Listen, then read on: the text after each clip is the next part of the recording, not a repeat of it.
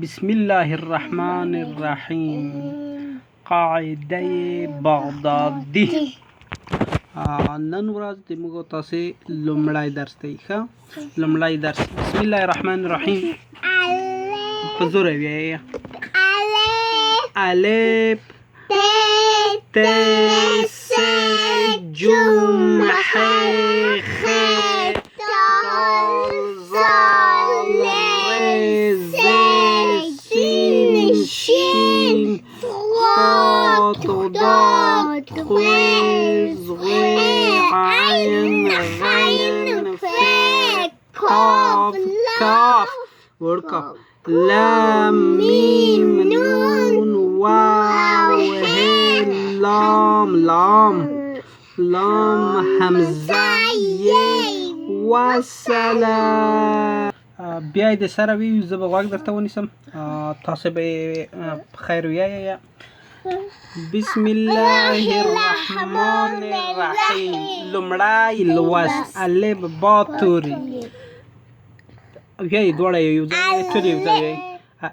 الف ت س جیم ح خ دال ذال س سین شین خاء ضاد ط ظ عین غین ف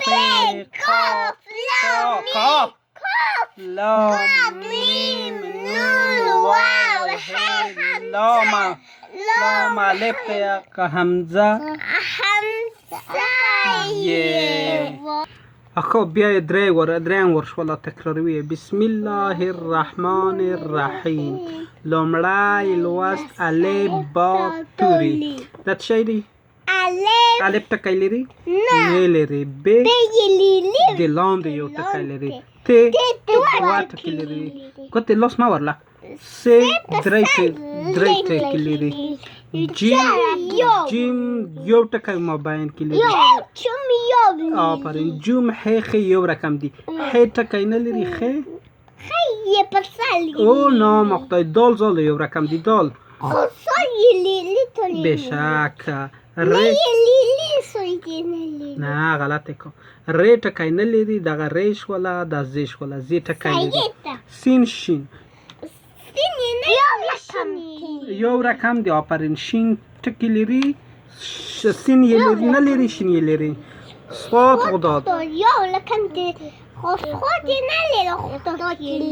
نام خدای. تریز غوی یو نه لري.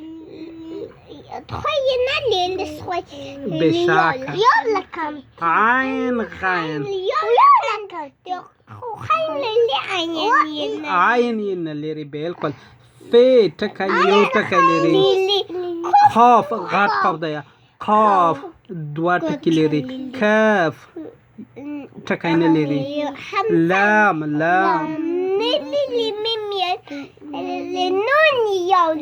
په موبایل کې دا دوه سترګه ده. لام الف نه لري. حمزه یم نه لري. ډېر ښه. اوس به رسۍ دغه حروف وپېژنو چې دغه توري دي چې په خپل هغه کې لري کېږي. دا څه شی دی؟ آفرین. بیم دا په سر کې چې رسي، دا په مابین کې چې رسي، دا په آخر کې چې رسي، دا رقم لیکل کېږي. دا څه شی دی؟ بیت. آفرین. تگانی دی. دا په سر کې. آفرین. دا جمگان دی. دا ح په سر مابین او آخر کې چې راځي. خ دال زال ر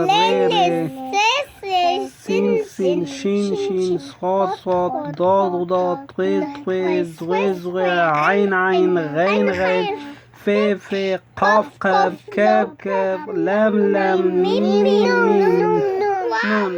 درې وارې دي. هی هم دا څلور وارې لیکلي. همزه بشک. نام خدای.